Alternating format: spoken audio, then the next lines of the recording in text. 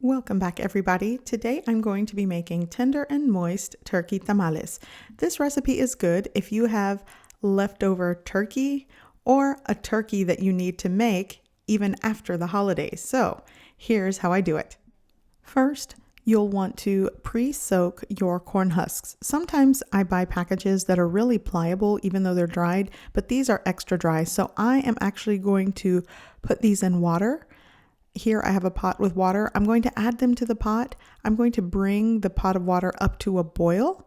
And then once it's boiling, I'm going to submerge the corn husks, turn the heat off, and just let them set and soak until I need them for at least an hour. So now I'm going to work on my chili puree. Here I'm using 8 Guajillo Chiles that I've already removed the seeds and stems from, 2 Ancho Chiles, and 2 Pasilla Chiles. If you can't find the other chilies aside from Guajillos, just use all Guajillos. I do that all the time. I'm giving these a good rinse, and I'm going to add water to the pot, and I'm going to bring the pot of water to a boil. Now, I'm also going to add half of a small onion, 3 to 4 cloves of garlic as well. And once my pot of water comes up to a rolling boil, I'm just going to submerge everything, press it into the boiling water. I'm going to turn the heat off and let them soak for at least 30 minutes or until the chilies are pliable. Okay, so I've been busy doing a lot of other things, so it's been about an hour that they've been steeping and soaking. They are nice and soft, so I'm going to add them right into my blender. Now, you could also use some of the soaking liquid to help puree the chilies, but I find that sometimes it's bitter, so I'm going to add around a half cup to a cup of low sodium chicken broth. You could use chicken stock or broth. Now I'm just going to blend this until it is a smooth puree. You could also strain this for anything that didn't get blended, but I'm just going to skip that step. Okay. So now for the turkey. If you have leftover turkey, you'll need 2.5 pounds of chopped or shredded cooked turkey meat. Here I have a 10-pound turkey that I have thawed. It was an extra turkey that I purchased. So it's completely thawed. I'm going to add oil to the skin, and I'm just going to season it with a rub that I made. I'll put the ingredients below this video. You could season it with just salt and pepper. I'm not even going to stuff the cavity. I'm not even going to truss the legs. I've tucked the wings under, and I am going to be baking this in a preheated oven at 325 degrees Fahrenheit for around 2 hours, 2.5 hours if you decide to stuff it. And I also added some water to the bottom of the pan, around 3 cups. And I'm baking this until the internal temperature reaches 165 to 170 degrees Fahrenheit.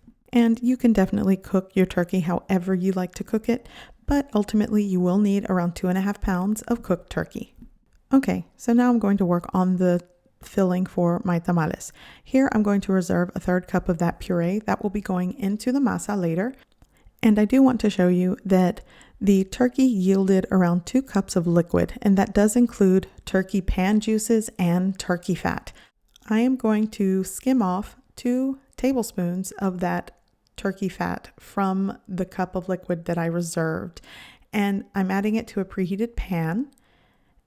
And now I'm going to add the entire blender of puree, or what's left of it, aside from that 1/3 cup that I reserved.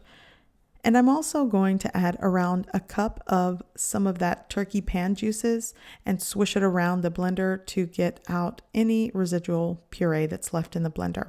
So now I'm going to add 1 teaspoon of salt.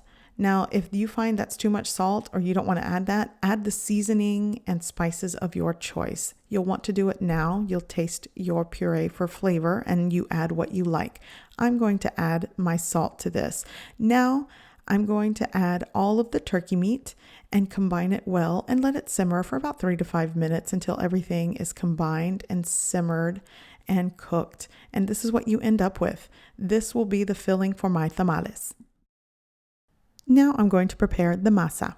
Here I have 4 cups of instant corn flour, or I'm using the brand Maseca. I'm adding 2.5 teaspoons of baking powder and 1 teaspoon of salt. I'm going to give that a mix. And for the masa, I'm going to use 4 cups of liquid. Now, you'll definitely want to use the fat of your choice. I'm going to go with this shortening. It's like a coconut palm oil blend. Lard is typical in tamales, so use lard if you've got it. Now I'm going to add that 1/3 cup of chili puree that I reserved from earlier. And I have my broth mixture on the side. That is a mixture of pan juices from the turkey baking and low sodium chicken broth.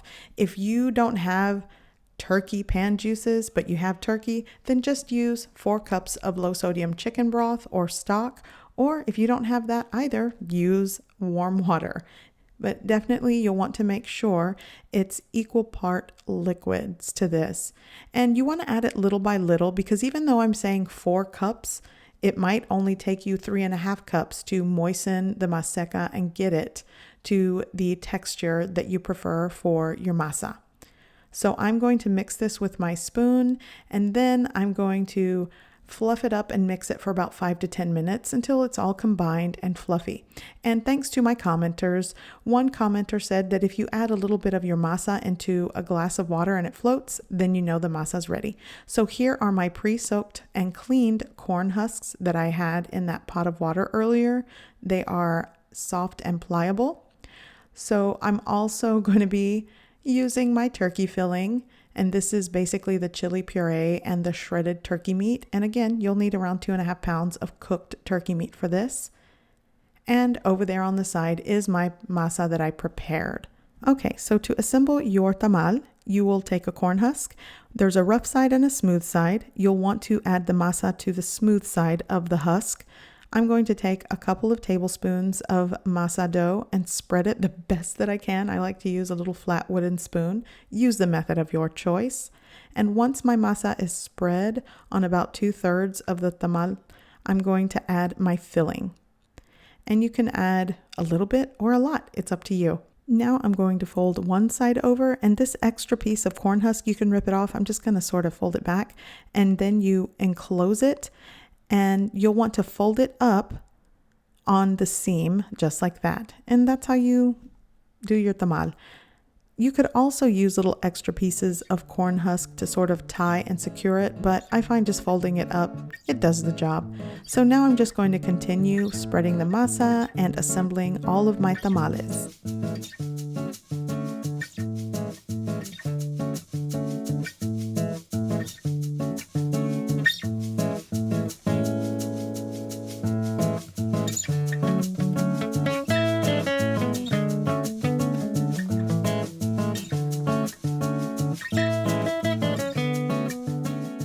So once I'm done assembling all of my tamales, I ended up with around 51, which is pretty good because with this recipe you definitely can get around 40 to 45. So I did pretty good. So now I have a 16-quart pot and I've added around 2.5 liters of water to the bottom. I'm inserting the steamer plate with a stone bowl in the center, and I'm going to stack all of my tamales around the bowl. Now, I always like to say, the tighter you pack your pot, that will definitely vary the cook time. These will take somewhere between 1 hour and 30 to 2 hours, depending how tightly you pack the pot. So now that all of my tamales are in my pot, I am going to add some leftover corn husks. By the way, for this entire recipe, you'll need at least 50 good corn husks for the tamales, a little bit more to add extra on top here. Now I'm going to add a damp tea cloth right on top of those corn husks. I'm going to tuck that in.